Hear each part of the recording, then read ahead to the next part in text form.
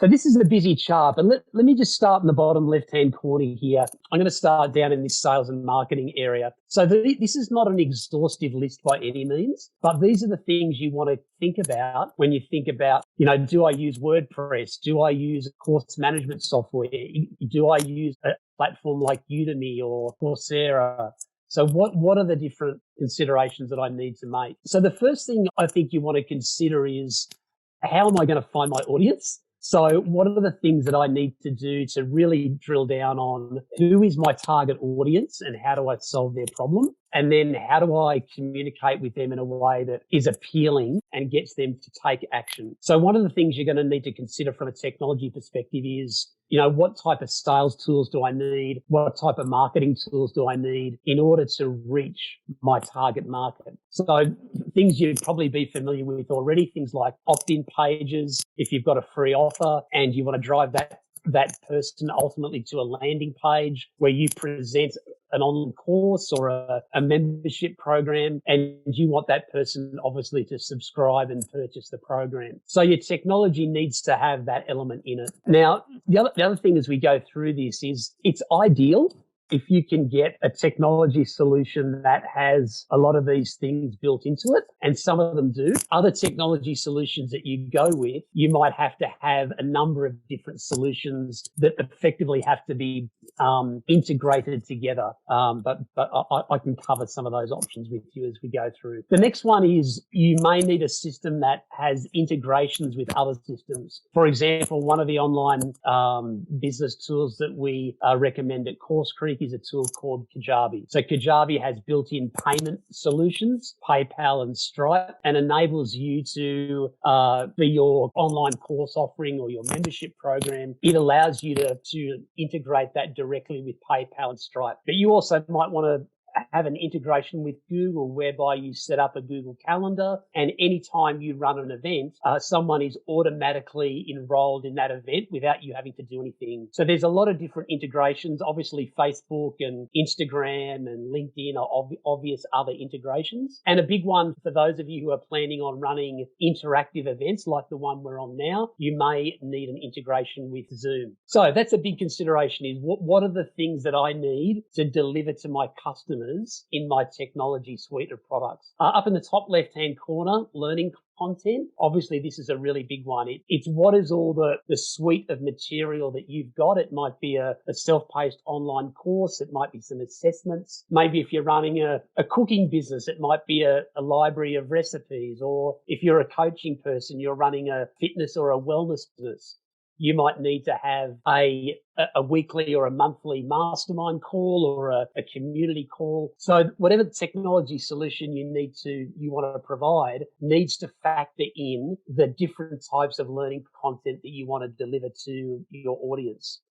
And with some technology solutions here, you can also recommend certain content based on actions they take on your course. Say, for example, they do a knowledge test or an assessment at the end of a module. And based on their score on that assessment or based on their responses, you might want to send out some other material to them to help them with that area or to deepen a particular concept with them. So how the platform handles and actually delivers your learning content is a really important part of your technology landscape. In the top right-hand corner, this is kind of an obvious one, but it's often overlooked, is how do you monitor the people that interact with your business? And what I mean by monitor is not like being a social media overlord, but how do you observe what they're doing on your site and the various actions that they're taking? And how do you recommend content to them based on certain actions they take on your site? The other thing there is when someone, purchases a program for you, you want a system that takes that all into consideration for you. So you've got an ongoing record of, say I'm one of your customers. Okay, Brett bought with me on the 1st of March. He bought Fitness 101 and then he subscribed to something else. And so we basically want a track record of what people have done. And that's really important because down the track, you'll want to be able to segment your audience and you want to be able to make recommendations recommendations to that audience based on certain actions that they've taken. So really critical to that is at each action that they take on your website or in your course, you want to be able to take note of that and use that insight for, upsells, for further recommendations, and really at the end of the day, just to deepen their experience with your business so you can really help them with the problems they've come to you for help with. The next one is affiliates. So sometimes we overlook this one, but it can be a really, really important area. So you might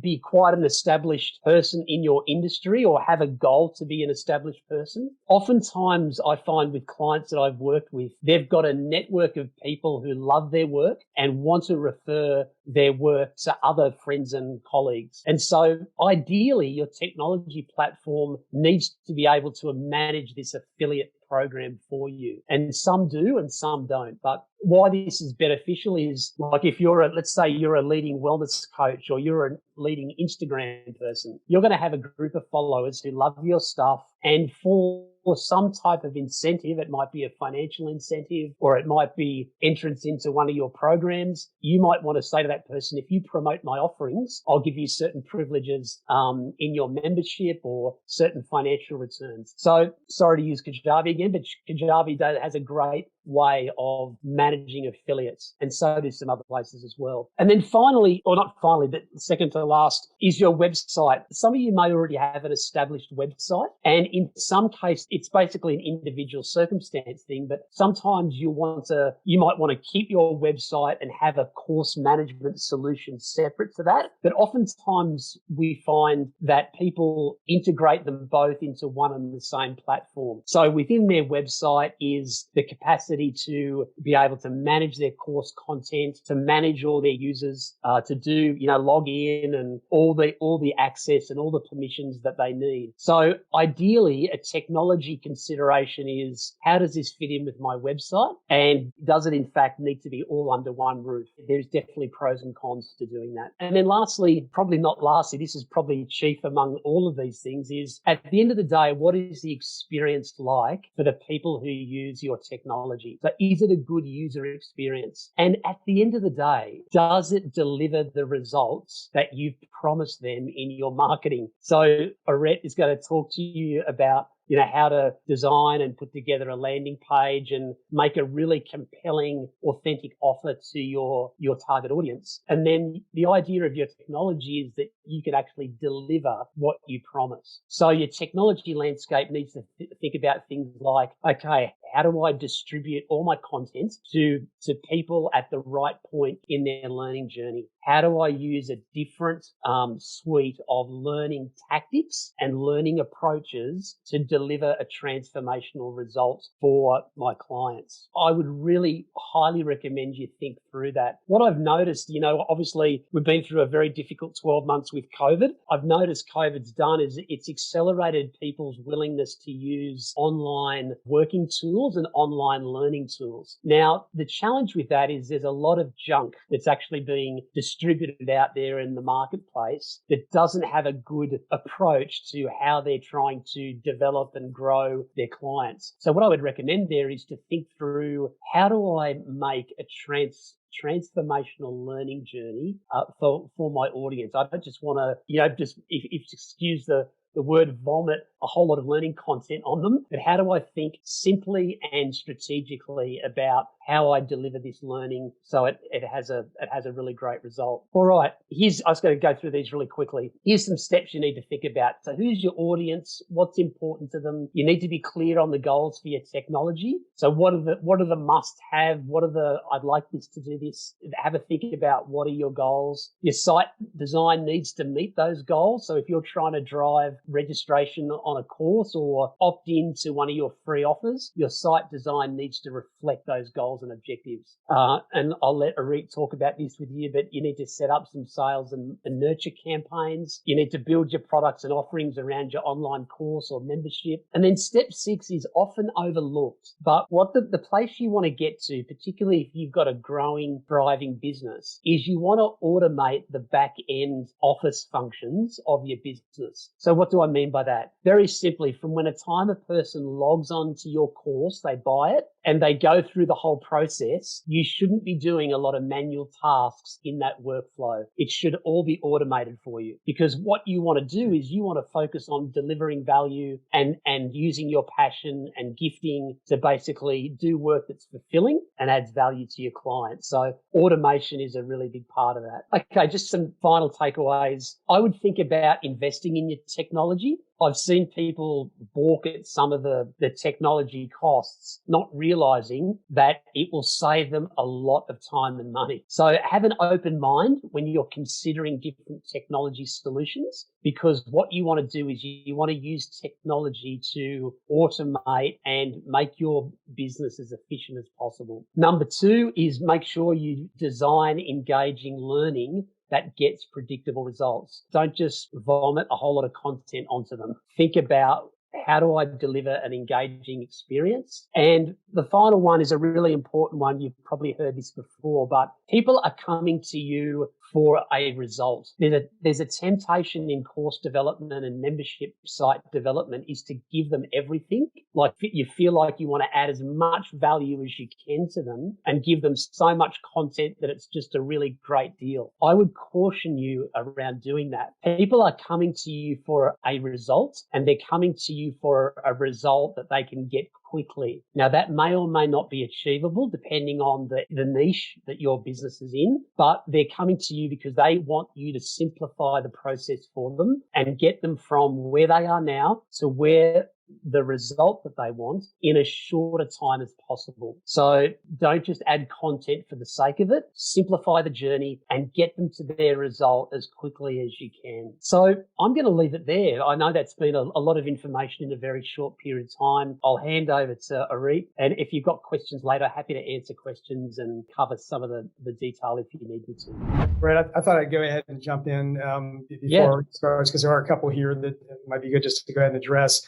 Roland, I'm sure I'm butchering your name, has asked, will integrating my course content in my website increase my hosting cost? What do you generally find with that?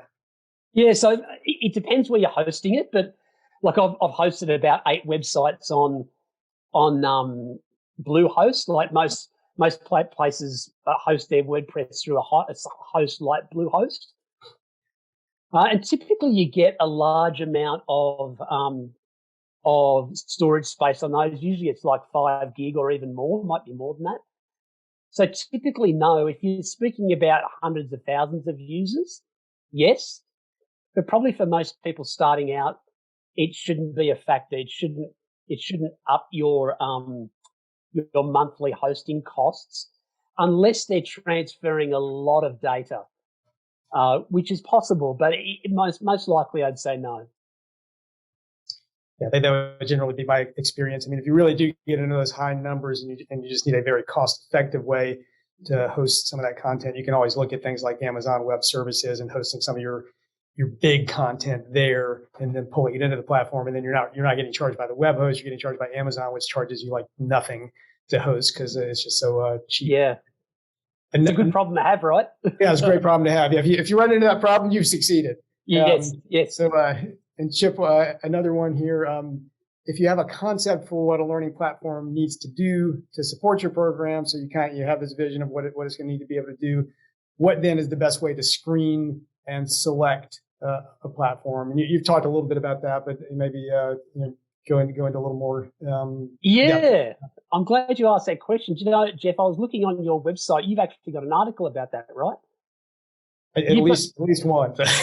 Yeah, so there's a good place to start. Jeff's got a great article on his website that talks about what are the different software packages and what are the pros and cons of each. What I would start with is, what do you really need from a software solution? So you need content hosting, you need payment integration. The other big one, which I didn't mention specifically, I neglected to do that, was email marketing. Email marketing is the massive one. You've got to have email marketing somewhere in your technology landscape. And I think the better solutions have that integrated into it. but there's probably about 5 or 6 core functions that you must have. And I would start there and then do a search on Google and look at Jeff's article and do a search on Google saying, course management software comparison is a good place to start, and you'll get a lot of recommendations on that. Definitely. And I somebody's noted in the chat that there are many platforms that offer free trials, which is a great way to try them out. I'll actually put in an article where I link to a few of those. I did put in a download to, I'm big on really defining your learning objectives and your business objectives and sort of how those, connect together, and finding a platform that really supports those. So I did also put in a download around that.